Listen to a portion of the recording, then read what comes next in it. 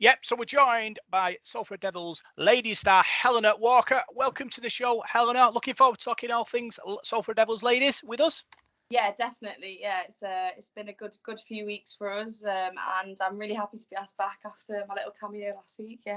Yeah, you were giddy as a kipper last week. I was looking forward to the semi-final. It was a good win, that.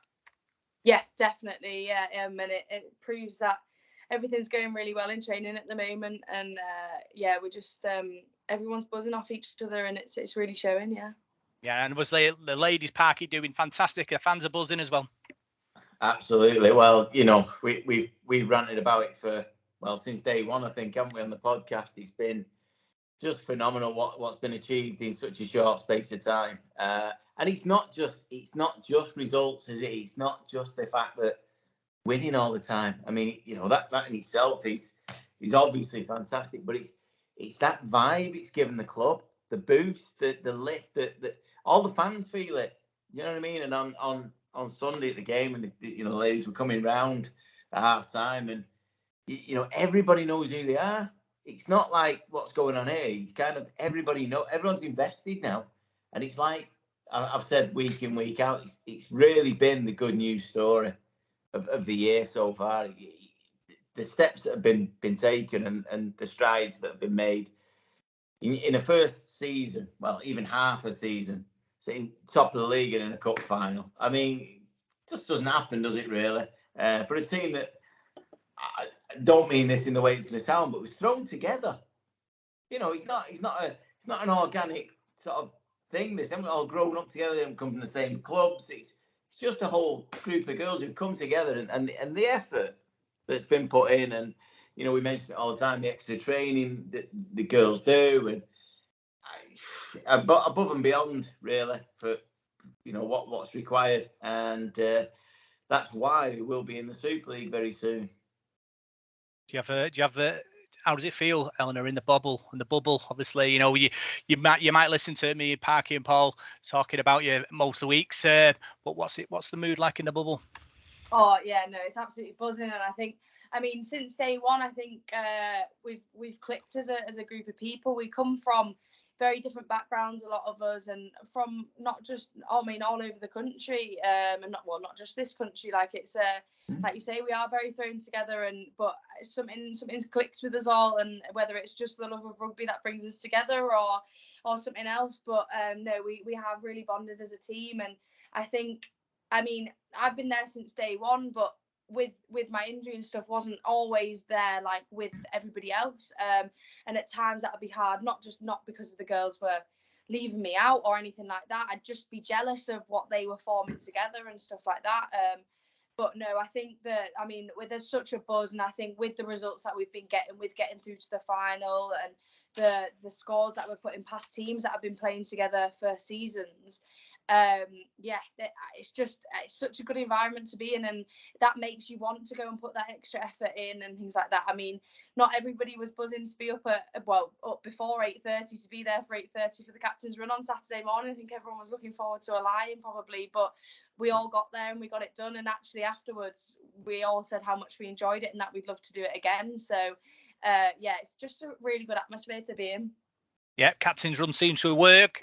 Destroyed Hull KR 58 points to 6. Good win, still top of the league, going well.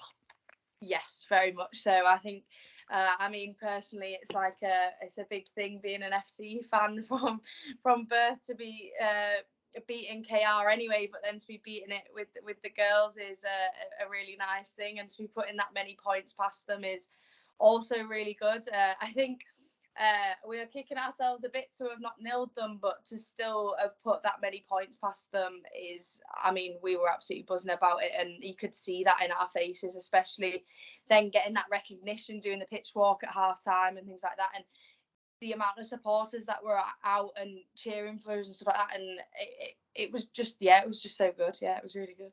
Yeah, you can watch the match on RDTV. I've managed to watch the game, and I thought they were sensational, Parky. I think, you've got a team there. We talk about it often on the podcast of having strike, but they've also got a lot of big forwards as well that want to go forward. You've got a great mix, and they're going to go well. Yeah, well, obviously every good team needs that, don't they? You can't just rely on one element of your team. They've got a mix, but it's that spirit, it's that togetherness that's come across from the very first game against Swinton, that friendly, right the way through to now. I think that's what's helped with us as fans as well, is that sometimes you can feel disconnected with teams or whatever. We've had it in the past, Rob, with the men's team where you felt a little bit us and them. You know, they're not playing well or whatever it is. But at the moment, this whole thing, it's all one. I mean, not just with the ladies, obviously with the learning disability teams and everything else. And it just seems so together. But because of the way the girls have been, it's just so engaging. And then you watch them play. And I've told my brother after about the second or third game, I watched them, went, do you know what, these girls can play? Because I think a lot of people think, oh, they've put all the women's team together because they've needed one, or it's part of a criteria or a box ticking exercise or something like that. And having spoken to Paul King previously, I knew that wasn't the case. He basically, we're going to do this, we're going to do it right, we're going to be serious. And then you see the results. I mean, like you just said there, Helena, about obviously you're from Holland. Hull's amateur scene in men's and women's has always been, a lot stronger than most places. And certainly, Salford, we never really had a ladies team of any sort, even at amateur level. And to be putting scores like that against teams like that, I mean, that's just, the men don't do that. We've been around 150 years as a team. Do you know what I mean? Not the same team, obviously, although there are times when you think that. But no, just watching the skill on display, but how it's worked to a plan. It's not like we were saying before, Rob, on the podcast about Ryan Briley said that we don't just play off the cuff. This is set. This is worked on, and you can see that, and you can see it with the ladies team how they've worked so hard to get to this point. When a couple of weeks ago, we found out that a lot of the girls are still learning the game. They're brand new to the game. They're not, before this year, never played it. And you watch them, you think, that can't be true. Because they're far too good. They're at a level way above where they should be. Thoughts and feelings, Helena? No, definitely. I completely relate to that. I suppose, I mean, obviously other girls have played like their whole lives or since they were a lot younger, and you grow up with it. I grew up with it as a sport in my life, but I didn't play it. And then, like you say, a lot of girls have come into it, having maybe played union before, but it's a completely different game, especially for, say, your forward pack and things like that.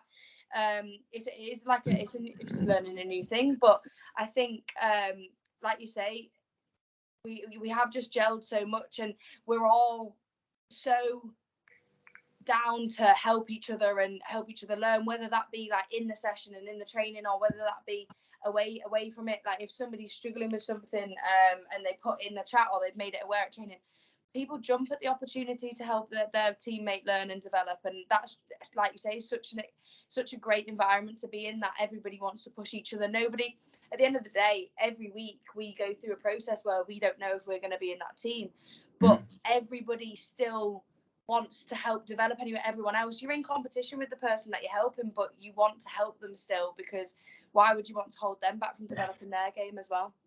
That's the important thing. A team is a team, isn't it? And that's that's why you go to extra levels, because everyone's pulling in the same direction, and that's a thing that we see really in this ladies' side. Obviously, talking about Sunday, we opened the scoring. Steph Gray scored the first try assist from Lucy McKeown. Kind of went across the line and scored. A great start for Salford early on. Helena. Oh yeah, big time. It was nice to watch that play happen, just naturally as usual, just like you say, pass down the line, just basic but good skills from everybody, and spotting the gaps at the end of the day and getting that first score. And I think sometimes we let occasions get the better of us, or we get in our heads a little bit and we let the other team be the first to score, which has been quite common for us.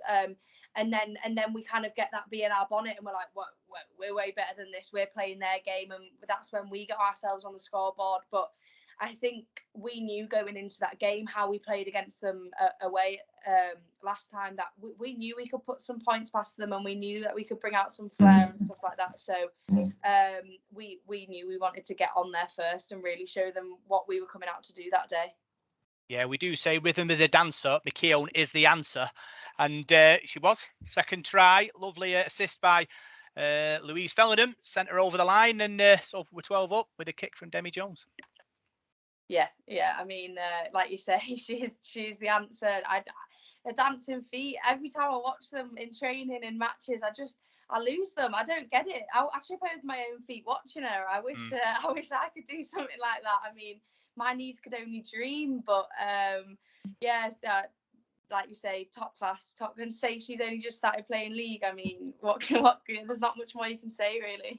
Yeah, she's got X Factor, Parker. When she gets it, time seems to slow down, and not many players have that. No, it's a gift, isn't it? It's a gift, and clearly she's just a naturally talented, athlete in that way. It doesn't matter what sport she probably, puts her mind to or where she ends up going and what she does. You just have it, don't you? I mean, it's so jealous, really. It's a bit annoying because it doesn't matter how hard you try, and everybody loves, effort and people who try hard. But you go to sporting events to see things a little bit special, don't you? At times, and let's be honest, though, she wouldn't be in that kind of position if it wasn't for the rest of the team. Correct. That's the truth. I mean, someone else has got to do the hard work, while, you get these, it's like Kenny Sale getting a hat trick at the weekend. He didn't create every try. He didn't, he was just on the end of it. It's, no, but it is good to see that these, and obviously Lucy got recognition, not just from us and everybody else, but obviously from Ireland. And I mean, that's fantastic, not just for her, but for everybody, for the club and for the team, to show how far that, we've come already in this short space of time. And if Lucy can do that, the rest of the team can easily dream of going that bit further. Great player, great song. That's all you got to say. Next lady on the score sheet was Captain Louise Fellenham. Our own work there, Helena, just sort of scampered over with a few bodies on her back, and so we're in control. I mean, it's just a proper lobby try, really. Like, just like you say, few bodies on her back, just carrying them through. Like, she just finds things. And I mean, she only started playing a couple of years ago. And I think, I mean, I live with Yaz, one of the other players, and we come home and debate the whole game and every training session and stuff after. But we always say, like, you cannot believe with the way Lobby carries herself and the way she is with the team and all of us, that she hasn't been in this position before or for very long. And the amount of support and stuff that she gives us, it's always such a big celebration when she scores a try or something, because I suppose that's how we feel like we can give something back to her. Like it's just great to see. So you live with YPS? I do live with YPS. She's a good player as well. Yeah, definitely. She's a good player. I think she bulldozed somebody on Sunday, went right through down the middle, and I thought to myself, yeah, you know what, she's gonna turn defences apart here, Parker. Yeah, just going back to Louise, she was the first one, first player I sort of became aware of when it first started. I think she did an interview and I listened to her then. I think it might have been with you, Rob. I can't remember. And she came across as this, you just surprised me there, telling me that she hasn't played for that long. She came across as somebody who'd been around the game for years. She has this bit of an aura, I think, about her. I don't know whether, and a proper leader as well. But as a player, she's phenomenal. Really is. For somebody who's, like you said, just played the game for a few years, it does surprise me a bit, that, because, like I say, when I first heard her talk, I thought, this is somebody who knows what she's going on about. She understands the game, and but yeah, she just seems very, very professional. Yeah, you know what I mean. You can imagine I think her and Debbie Jones sort of, they attack the line, don't they? And that gives forwards like yourself, Helena, crash balls, and you go through gaps, don't you? Yeah, every time. Yeah, I mean, that was shown. I think it really came through this weekend, the amount of line breaks and stuff that we have. Like, they read the game so well that you're in those positions, like you say, to make the line breaks and stuff. You get the good ball from them, that puts you in that good position, and shoulders are turned, hips are turned, or anything like that, and you're through as long as you back yourself. And I mean, I wouldn't mess with all of our forwards, to be honest. When they're running full pelt, I wouldn't want them running at me. So yeah, when they back themselves, you know you're going to get stuff from it. Yeah, Kaylee Bradshaw was over the line next. Great another like 3 defenders on her, managed to crash over the line. For me, Helena, unsung hero. I think she works so hard, and obviously, the strike get all the headlines, but forwards like her, and also the next try scorer, Abby Collins. They're the ladies that make the wheels turn. Oh, yeah, big time. I completely agree with that. Like you say, unsung heroes. They're not necessarily the names that you always hear, but in the background, I mean, they're turning up. They're putting in exactly the same work, if not more than other people, and that's why it's. I mean, yeah, it was Abby's first try at the weekend, and that was why I don't know if you saw, but that was quite a big celebration as well. Kind of zigzagged through, didn't she? Like slalom away in. Yeah. So I think like both of them, like they're just, like you say, they're doing the work behind the scenes. They're getting us into that good ball, and it's nice to get them to have that try every now and then, and because it gets their name out there, and it shows people that they do have that the potential and the ability to score and get over the line themselves. Yeah, and then just on half time, Lucy McKee on in for a second try. Lovely work by Taz. Sends her through a gap. She runs 50 yards and Salford in the box seat. Yeah, I mean, but yeah, once Lucy's through, I mean, it's brilliant. And like you say, Taz putting her through the gap. Also very good at reading the game and finding those gaps to put the players through as well. Yeah, Taz and Brogan Evans kind of switching, around the play of the ball. Both quick, both got a bit of brain about them as well. They know where to hit the weaknesses in the defensive line. Parker. Well, I mean, he's good. I think it was Matty the other week when we were talking to him, and he's gone about the versatility of a few of the players, about the fact that what they offer if they have to move into a different position, and so have them threats in different, who can. Like say, if they're going into acting halfback, you've still got that threat. You're not going to lose anything back, no matter who's there. I mean, that's obviously key. And just going back to what you said before about, the hard-working players who don't get noticed. It's strange, really, because the person who really taught me that, even though, it was probably 30 years after I started watching the game, maybe longer, was, and oddly enough, it's a Hull FC sort of legend, was Carl Harrison, who built his team basically around players who just did their job. He didn't need to be flashed. He didn't need to, and they were the ones that you wouldn't, you're picking your best 13. You probably go, oh, I don't know about them. But in fact, you couldn't leave them out of the team, and that's exactly the same.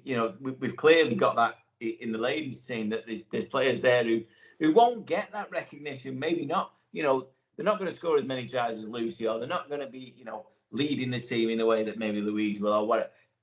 Without them, you're not the same team. It's as simple as that, and you need them. I mean, just going off that, Rob, one of them that I can think of was the likes of Andrew Brocklehurst back in the early 2000s. Yeah. Thought, why have we signed this guy? Every single week, he just did his job and made it into a solid team, and that's what you need. And it just shows that what's happened with the ladies' team, from obviously Chris and everybody else, is it looks at what's needed, how you form a team.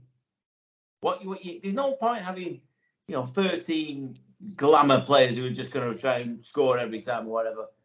It's how you make a team up, and it just looks like we've got it just right, and this competition as well. So you went in half time, Eleanor, 36-0 up. What was the change room like? What was said? Love, good atmosphere in the change room. We were all very happy with how the game had gone so far. I mean, a majority of the time was just spent trying to cool each other down, seeing how many ice lollies we could consume, and trying to share around the ice bucket and things like that. But majority of the talk was just on about keeping our cool and not getting stupid about things. At that point, because we still had them nailed, there was quite a big focus on that. We really really did want to keep them nilled. So yeah, that was quite a big focus in that talk. But yeah, we were doing like we do in training. Processes were working. Every now and then we'd fall out with them and be reminded about them, and that's when we'd score the try again.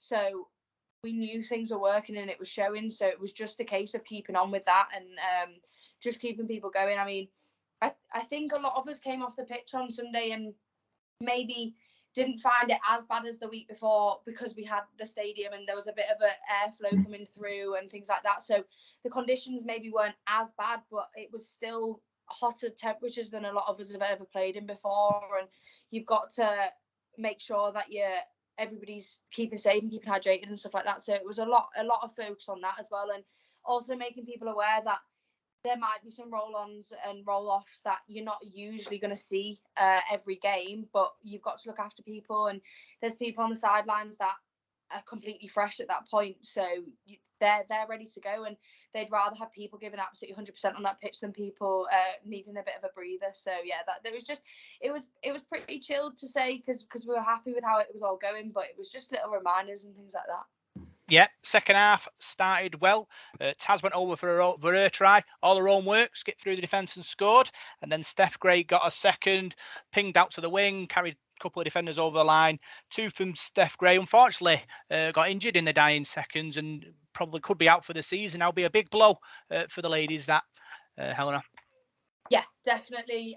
Obviously, with the training that I've got, when I was off the pitch at that point when that injury happened, and with that being my job, and I could see that it was maybe something that Iona would need support with. I went over, and you could see straight away that it was going to be a big job, and it's something in that moment that, I mean, it comes from work, and I just kind of switch into a different person. I'm not me anymore, and you just keep that cool head, and you think about Steph in that moment, and I could tell you how long she'd be out for. I could have told her at that, probably in that moment in time, and how much work that's going to go into it for her now. But I know that she'll do that. Steph's the kind of girl that will want to be back on that pitch as soon as she can be, and like you say, she will be a big loss, but yeah, you just click into that mode and keep a cool head and think about her and get her to where she needs to be, the right place at that time. And yeah, she's going to be a big loss, and we know that, but it can't be something that affects us. It needs to be something that we bring other people in. We might have a bit of a shift about for a little while, but this is the opportunity for other people that maybe don't get as much game time to really show what they can do. Steph is a bit of a shining star for the squad. I mean, it shows it with the amount of tries and stuff, and I mean, some of the gaps she manages to find on the pitch, I don't know where she gets them from, but I know that she'll be there on the sidelines and be putting in the graft to get herself back on the pitch and keeping herself fit while she's off it as well. So as soon as she's ready to go, she'll be back there in that position, and we'll be ready for her. Yeah, wish her all the best in recovery, Parky. I think it's something like 17 tries in 15 games. It's big shoes to fill, whoever goes into centre now. Yeah, she's been phenomenal, hasn't she? Another one whose name you see every week, crops up in the reports. Obviously, like I say, she's scoring for fun, but the actual, the player I saw her actually as I was walking to see somebody towards the south stand, and I looked and I thought, what's going on here? Because you could see sort of people round, and it just didn't click at that time how bad it was. But it is. I mean, the main thing now for Steph is to get herself right, and not rush anything, and just look forward to getting back for next year. But it's also, I don't need to tell you this, Helena, that because you've been through it, is just not being forgotten and being part of that, of what we've got there, and staying part of any success that's, she's a huge part of, no matter what now. And it's going to be, like you said, it's going to be so tough for her to get through this, and that the hard work and the months to come, like you said there, when you were watching them doing all that, whatever, when they were playing, you couldn't, that frustration that I want to be out there doing that, and that she's going to be feeling that. And that's the tough point for her. I think probably could be mentally more than physically overall. So it's just making sure that we all keep her, sort of keep her spirits up and keep her in our minds. You'll have to get in a shell, Anna. Yeah, no, definitely. I think it's definitely, yeah, like you say, I can completely relate, and I don't want her to. It's inevitable probably at some point that there's going to be some down days and it's going to be hard. But yeah, that's when we step in, whether it be me in a professional sense or just us as mates, as teammates. We make sure that she's, yeah, like you say, not forgotten about, and also, yeah, just keep it included, whether that be just down at training or, I mean, we're very good at, like you say, going to the pub after on a Monday night and things like that. Even if it's just for tea, just keeping her there, because it's the social side. I mean, like that's what I miss massively. I'd be spending hours in the gym by myself, and then coming out and seeing them do the training together. It can get to you. So yeah, definitely keeping her involved. And if it takes me being an instrumental part in that, I'm happy to do that, because I wouldn't want anybody to feel the way that I felt, which is it's not nobody's fault. It's just the way it is. Yeah. Yeah. Back to the match. Hull KR scored next. Length of the field try, but then Salford turned the afterburners on. Alex Simpson scored her first try. You nearly scored, I think, if I remember rightly. I think you saw the big sort of naming lights, I think, until somebody grabbed you. Was that about right? Yeah. Slightly, yeah. There was a little bit of a hole on the pitch for a little bit. I got the ball from Demi, and I just remember her shouting at me, just play, and I turned and looked, and there was a little bit of a gap, and I thought, oh, blooming heck, I can go somewhere here. But yeah, I mean, that did close down pretty quick. But I suppose one of the things that can help me being a slightly smaller build of a forward and stuff is I just ping back up again pretty quick and got that fast play of the ball so Taz could get it out to Alex. Yeah. And at the end of the day, if that's what it takes, me just running a little bit further and getting us a bit closer to the line, breaking down their defence a little bit. I mean, that everybody says that part of the game for me was one of the best bits that they've seen from me so far. I'm only 5 games back in, and I really felt that on Sunday I had a confidence that I've not had yet, and it was nice to get that run and get some slightly more meters out of it and stuff like that. So to get a try from it as well, I was pretty buzzing. Yeah, you did a good, what was it, hour? Maybe you came on, was it 20 minutes and went off with 10 minutes to go? Yeah, something like that. Not far off. But I say I thought you were fantastic. I thought you did a lot of work, and I think we talk about the strike, and we talk about the big forwards. You always need the glue, and I thought that was you. I thought you filled in. You've been second row. You play front row. You moved to the centres. You were running around. You were tackling. And that is what sort of good teams have. Parky, we've watched these Salford teams. We call them 8 out of 10ers, don't we? And I do think Helena is in that bracket. Well, yeah, that's what I was saying about the kind of unsung heroes. People do it for the team, not for the individual sort of glory of anything. In many ways, and I think that probably sums up that kind of role, that kind of person. That without that sort of keystone, you don't have a team, you don't have anything. And as somebody like you just said there, I mean, I'm looking at Helena now, and you just told me she played prop. I mean, yeah, I'm not sure about that. I mean, no, she did. I was about 10 at the time, so it didn't really make that much difference. And things like that. And rather than going, hang on a minute, I'm not putting my head in there. This is stupid. Have you seen the size of this lot? Just to go, yeah, okay, I'll go there, and then end up in the centre. Completely different positions, different responsibilities. I mean, that just shows, doesn't it? You're willing to just put your hand up and say, yes, I'm here, I'm playing. Where do you want me?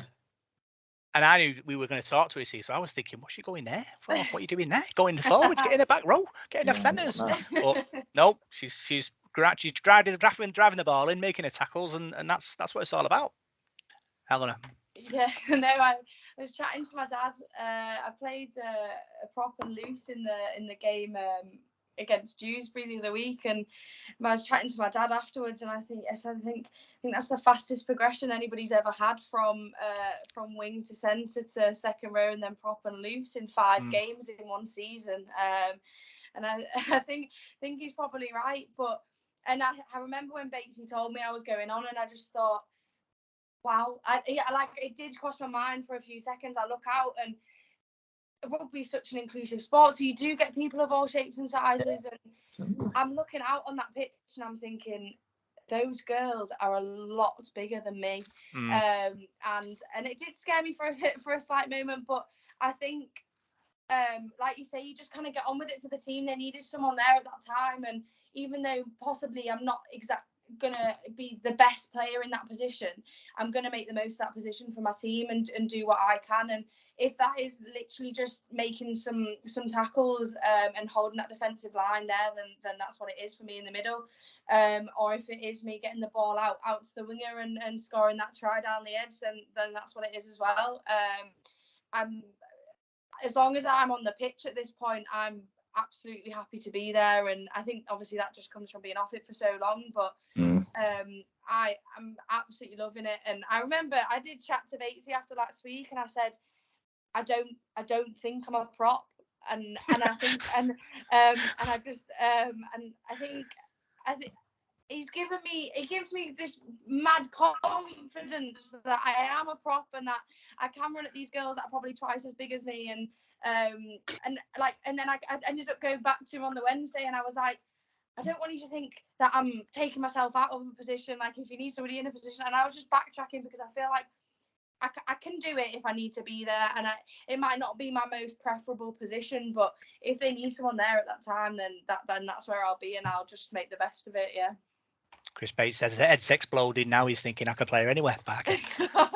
maybe not full back. I don't like the pressure. Lucy can stay there.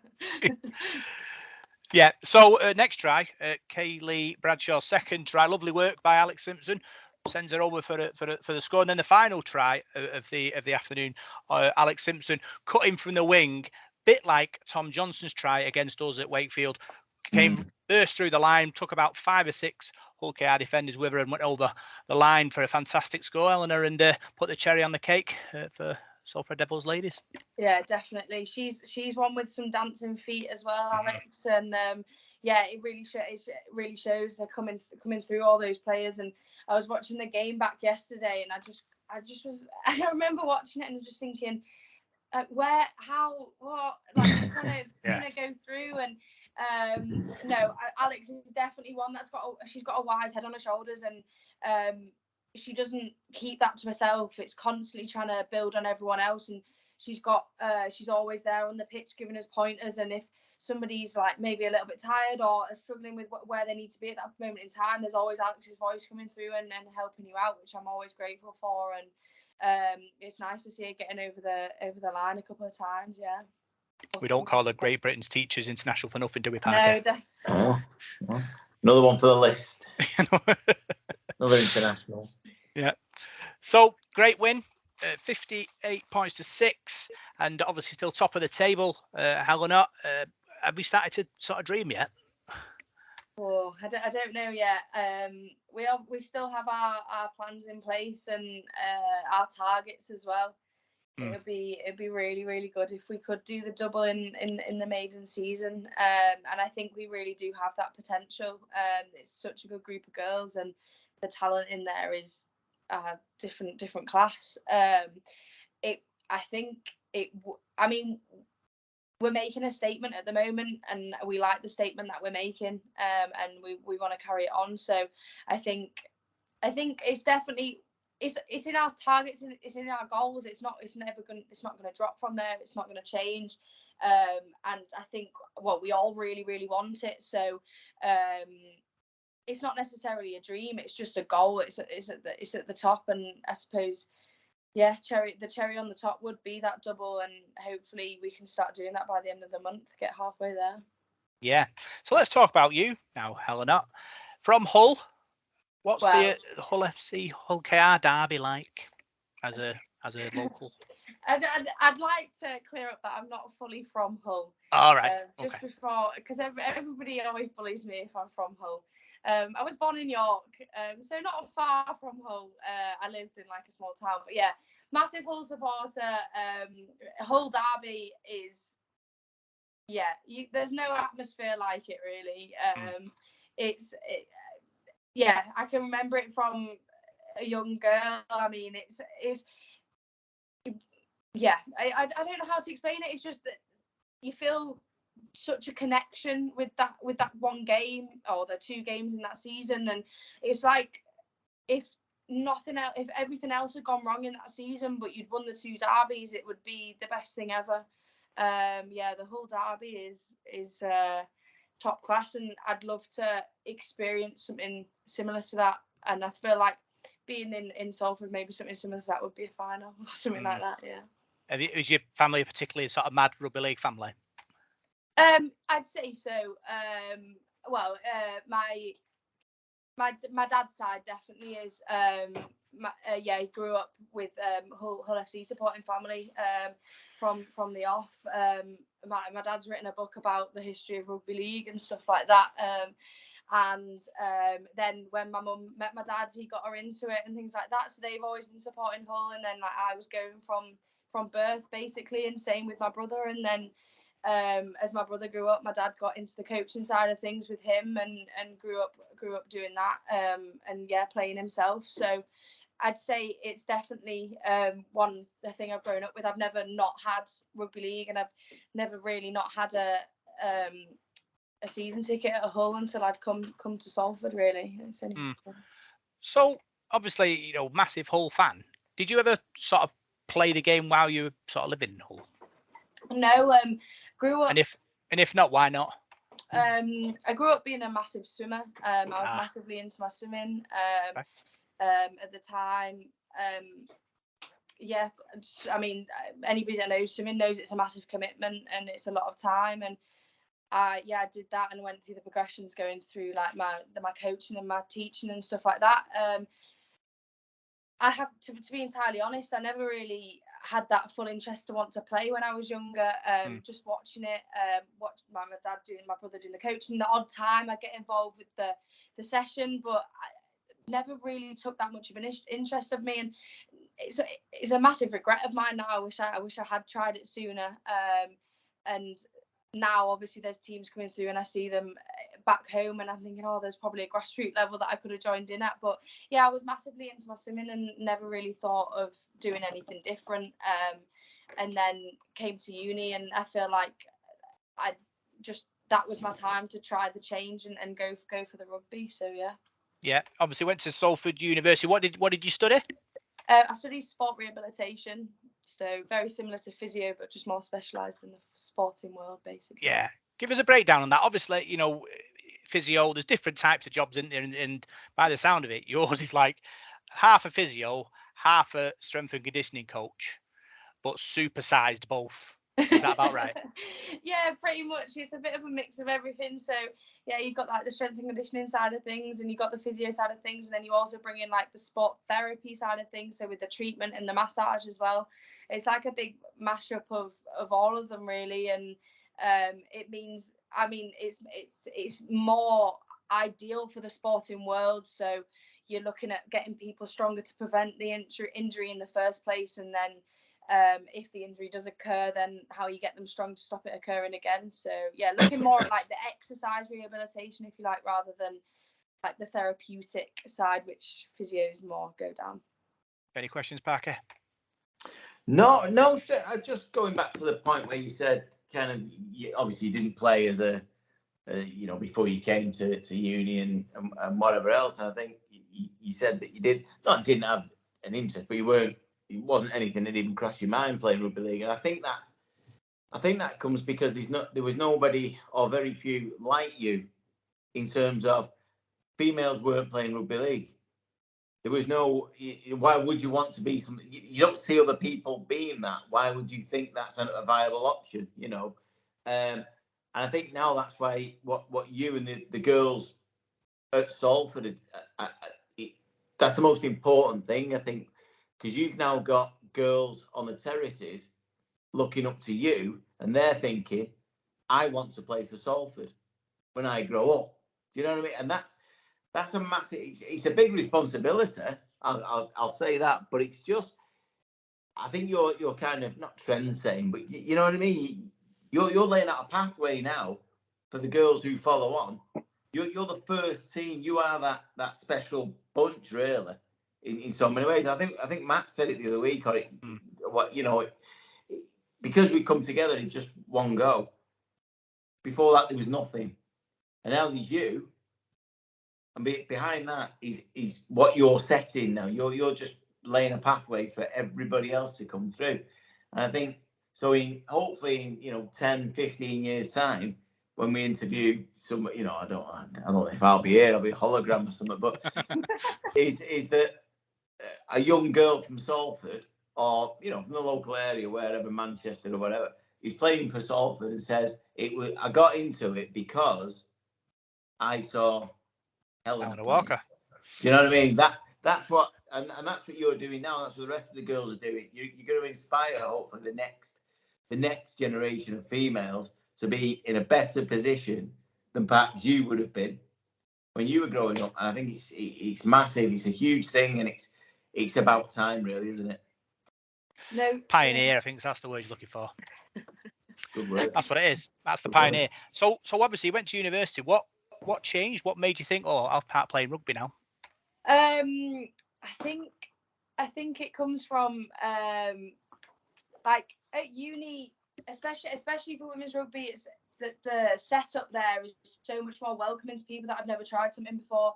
I think you've got there's a team already set up, and you're getting people through and into it, and they're coming from all areas, and they've come from whether it be a rugby background or not, and it's that setup to get people into it more, especially at our age now, and there's so many girls going into it, and they're seeing the people coming through, and they're going, I might give rugby a try. And uni gives people that opportunity. I'd kind of grown out of love with swimming. It had been a bit long for me. I'd not necessarily reached the dreams that I'd had as an 8-year-old kid when I first started, and I think that chance to go with one of my best mates that I'd never played as well, and we sat in my car before the first session, and it was tipping it down, and we just kind of thought, we could not come back to the car this evening. We don't know what's going to happen, but this is going to be our first rugby session, and we went and did it together, and I've not looked back. But I think uni just gave me that opportunity where I didn't feel judged. I didn't feel like I didn't have to have had some experience. I could have just gone and given it a go. How long did you play for the uni team? Not very long. So I joined in September 2019, and by end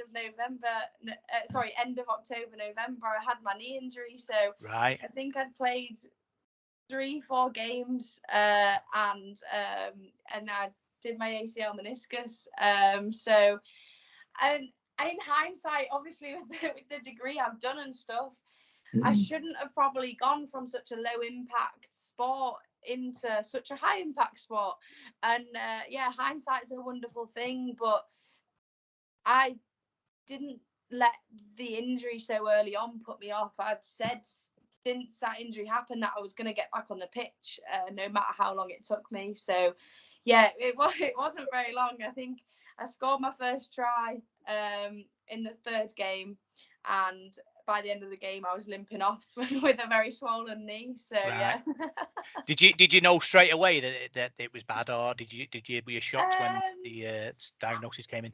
That's a tricky one. I think I have quite a low pain threshold, and I can over exaggerate things. And I remember turning to Yaz, and I remember just saying to her, I said, I've done my ACL. I didn't know whether it was because of everything we've been learning at uni, or whether it was genuinely something that I'd felt, but I'd felt that pop in my knee, and I was like, something's happened here. And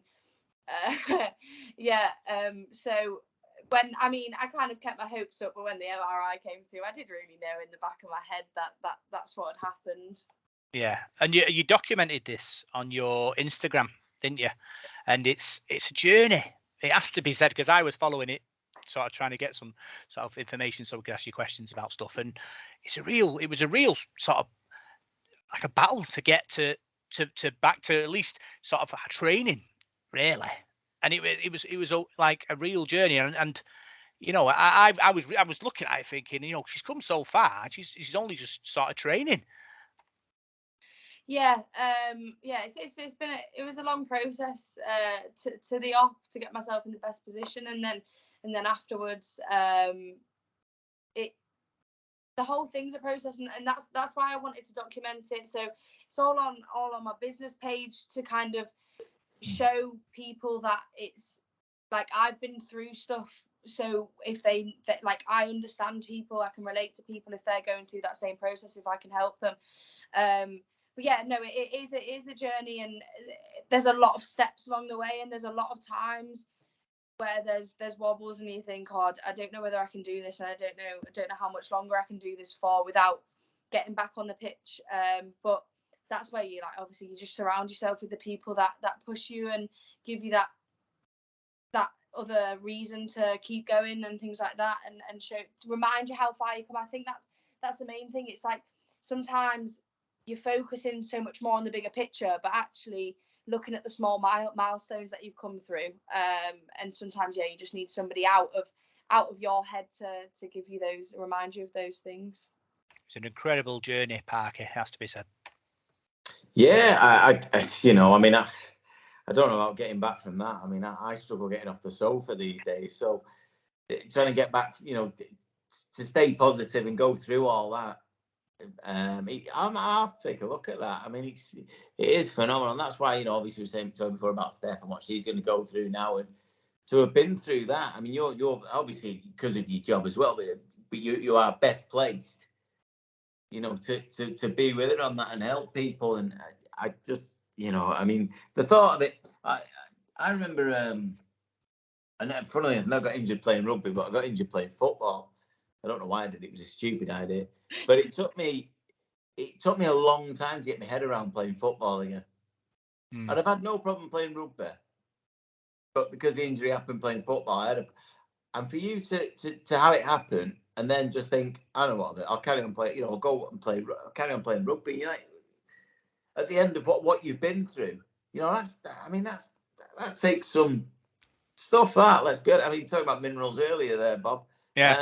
You know, that it does, doesn't it? I mean, to have that confidence and say that, you know, this happens and carry on when you've been through all that. That's some effort, that it really is. And like you say, I'm not sure I could do the same. 18 months, I think it was, from start to finish. Is that right, Helena? And obviously, you know, obviously at this point, Salford Red Devils ladies were kind of in the pipe work. How did you move to Salford come about? Obviously, you were probably still injured at that point. Yeah, so I'd been training down. I'd finished. I'd finished uni, and I'd been, the uni team hadn't really reformed after COVID just because of restrictions and stuff. I'd been training down at Trafford MV, the union team, and just doing the little bits that I could whilst I was waiting for my op. And that's when Vicky came along, and she was involved there for a little while before she moved over to Eccles. And when the information came out about Salford for the first time, I remember her messaging me and saying, get yourself down. And I was just thinking, Vicky, you know, I can't run, you know, I can't, like, I'm barely doing anything at this moment in time. Like, I'm pretty much just about managed to squat again and stuff like that. And I remember messaging her and I said, is it worth me going down? Like, I'm just going to stand and watch these girls run about in a field for a bit, and none of these people know who I am. Will they even back me? Anything like that? And I remember she backed me to the death of it, and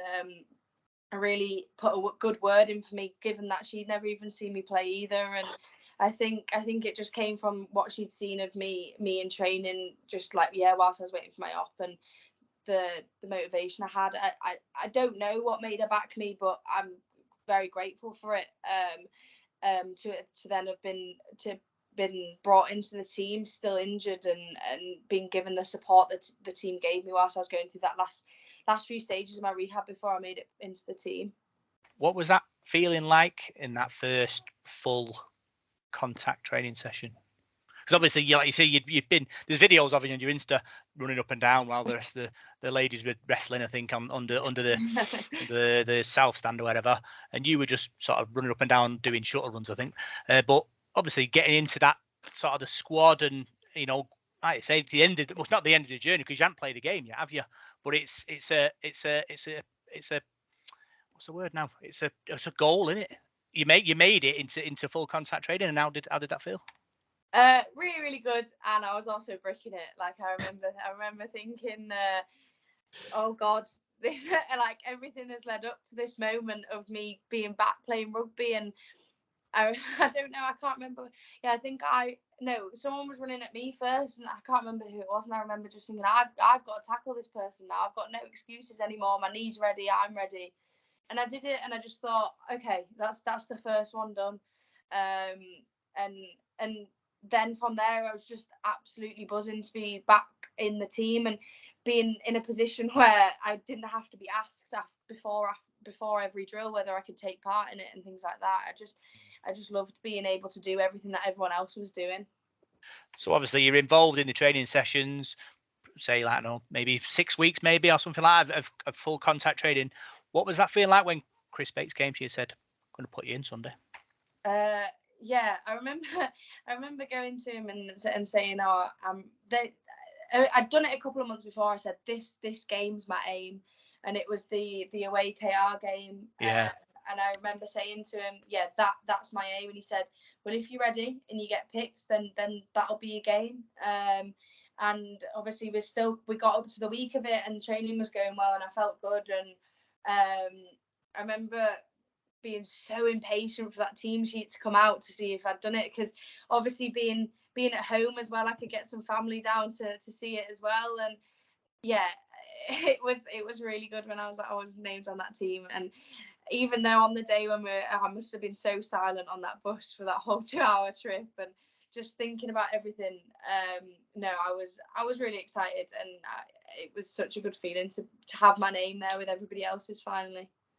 And obviously, Parky, she plays the first game after 18 months of hard graft and rehabilitation.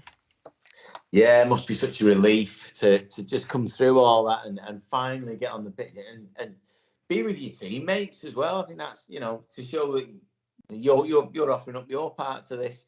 And like you say, being all right, it was at Craven Park, but it was. More or less a home game for you, I suppose, in many ways. And like you say, his family could be there. I mean, it could have been anywhere. Could have been the game. It could have, and nobody would have turned up. And it's sort of a great end to the story, but a start to the next story now. And then you come into the team there, and it's a team that obviously we mentioned is flying. You got a cup final to look forward to, and a year ago this wasn't even a pipe dream, wasn't something. So it's actually a really good story. I'm not a Hollywood producer, but it is, and it's nice to see the other side of that now, and now you get to see all that hard work that you've been through has paid off, and back onto the glamour of Dewsbury next week. This is a movie, Parker. Bruce Willis plays you, John Candy plays me. Who plays you, Helena? Oh, good question. I don't know. Think about it. Yeah, we'll carry on. Might just pop into your head. Can be anybody. So, 5 games in. How do you feel? Good. Yeah, I think like I said earlier, there was something clicked on Sunday, and everybody's kind of said my defence has been really good since I started back playing again, and I do remember from when I first started for uni that I enjoyed the defensive game. I don't mind tackling people, and that side of the game was always like, yeah, I'm pretty happy with that. And I just couldn't get my attack to click, and I feel like it might have finally done it on Sunday, and I'm really happy about that, and I'm hoping that going into Sunday and then any future games that it'll stay the same and only get better really. I just feel like it just clicked. Something clicked. Yeah, you had good ball. You had good ball, and you had space. I think, and that's the because you were kind of going down the edges, and I thought she's going to score, and that's why he nearly scored when that woman nearly kind of like kind of in the stage where they kind of like pull the performer off, kind of just pulled you to stop you from going over the line with this big stick. But yeah, went over the next tackle, so it was fine. But yeah, I'd say so. It's a real journey. Obviously, with sort of Steph Gray being injured now, where do you see yourself? Because obviously on Sunday you played everywhere: second row, prop forward, centre. I mean, do you have a specific position, or are you just happy to play anywhere? Happy to play anyway. I mainly stayed at second. Well, I did stay at second row on Sunday. Mainly did the dancing about other weeks, but I don't know. We've got such strong girls in some of the positions in the squad, and like I was saying before, it's always a fight for your shirt and your position in the squad every week. I'm happy to be on the pitch. I really don't mind if it means that I'm in that position for Steph, then I will be, and I'll give a good go of it. I feel like I'm probably a bit more confident now, being a little bit further inwards. Just because, like, I feel like maybe I know my potential stepping wise and speed wise, and that doesn't match up to Steph. I know that, so yeah, I think maybe a little bit further inwards. I enjoyed the game at second row on Sunday, but I know that fighting against Vicky and Kaylee for that is a tough one. So yeah, no, I'm happy to be on the team wherever, and if that's a call up back to prop or loose, then that's where it'll be, or if it's centre or second row equally, I'll make a good go of it. Dewsbury Moor away this week, beat him in the semi-final 2 weeks ago, beat him in the league a couple of months ago. Obviously still top of the league, need to keep winning. Yeah, definitely. I think going off the result that we got this Sunday, and getting that chance to really show what we had and add that flair to our game, I really hope that we can bring that back to Dewsbury and stuff like that. I didn't play the first game, obviously, against them, and I think from how we played 2 Sundays ago, everyone was saying that it was a lot better. So I hope that we can step it up that next notch and bring in bring in what we got to show on Sunday and really show it. I feel like we make it harder for ourselves quite a lot of the time. So it'd be nice to just have a good game and enjoy it and show them a bit more what we've got, and don't let them in the game as much as what we have maybe in the past. Yeah, a team that they've played before, Parkhead, will be 3 times now, so they'll know all about us. We'll know all about them. So it's going to be a really good encounter. Yeah, and it's obviously another away day. It's always trickier, isn't it? I think the key is like was mentioned a couple of weeks ago about what the way the girls are going about it is just week by week. You're not focusing on. You mentioned before, you're daring to dream. I know we are, but the girls are just do what comes each week, and this week, Dewsbury will be a test on its own, and then you get over that and you move on again. You refocus, but yeah, I think when you have played a team, you kind of obviously you get to know their players a little bit better. You know who their strike players are, who their better players are, where you can target and that kind of thing. But I think what I have kind of noticed is there's quite a big turnaround in players as well. You might not be facing anything like the same team that you did from the first to the second game and then to the third game, or it'd just be an amalgamation of all of them. But yeah, no, it's another important game. We've got to stay top of the league. Got to go into hopefully into any playoff absolutely flying. And again, like I said about the first team when it gets to the playoffs, nobody really wants to play it in a one-off game. Nobody would want to play our girls. No, not if it was a case of who goes into the Super League. They're a lot on that, and I think the confidence in them and the way that they're just flying along. I mean, there was that one blip in the whole season so far, which was you can put that down to a few injuries that led to on that day and everything else. The whole team changed. But since then, again, it's just been magnificent, and the focus is the big thing. And I think I've got no doubt they'll win on the weekend. I hope you're not listening to that, by the way. Don't get carried away.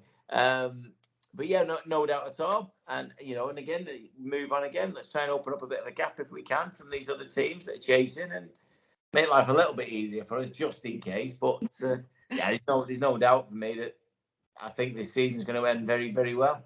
Yeah, Parker, we've talked about it for a whole hour. Why Pace might just have to squeeze her head out the living room door at this rate. Well, it's all right, isn't it? She's on the balcony. Giving a little giggle to that one. But yeah, Helena, it's been amazing. Yeah. Really good chatting to you. You and the girls have been, amazing so far this season. I don't think we have to dream; we just have to live. And I think we've got enough quality to get there. Obviously, I'm not a women's rugby league expert. I'm learning it all the time. But what I've seen, there's no one going to touch us if we play to our potential. Yeah, definitely. It's been great to be part of the setup this year, and the support that we've had from the club and the supporters and yourselves and stuff is second to none, and it's unmatched. It just makes the whole experience incredible. And like going back to like what we were saying about the young girls going through the club and walking around the stadium on Sunday and asking for photos and asking for autographs and stuff was mad to me, and I couldn't get my head around why someone would want a photo with me. But like I was speaking to my mum about it, and she said, like, you've got to see it to believe it, and they're seeing it now, and it's great. And I wish that had been there for us, and I hope that obviously it just keeps growing and it's there for the rest of the time. Like, it'd be great just to keep growing the sport and things like that. And yeah, it's been great to be part of the setup and great to have me on today. Thank you very much. You're nodding along there, Parky. She's living our dream here. Absolutely. I mean, it's I suppose besides winning the Euro, I think turning out for Salford would be probably the best thing that could have happened. I can't say that, can I? People might be listening. Be careful. No, I mean, I think, like you say there about the reception that you got on Sunday, and it is there. I said the other week, didn't I, about there was a game a couple of weeks ago where we both played at the same time, the men's team and the ladies, and they announced the score at the stadium, and the whole crowd just cheered.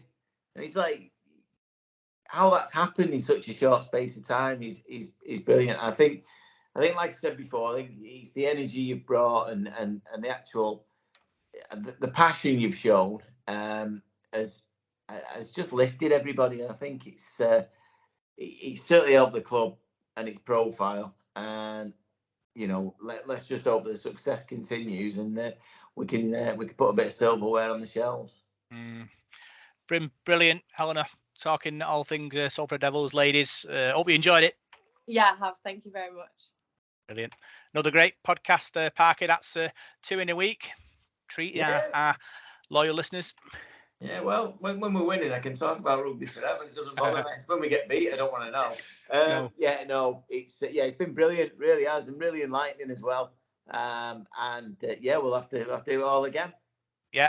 Big thanks for joining us on this week's Devil in the Detail podcast. I'm Rob Parkinson. You can find us on Facebook, Devil in the Detail SRD. You can find us on Twitter @DITDSRD. And you can find us on SoundCloud, iTunes, Radio Contact, Spotify, and YouTube.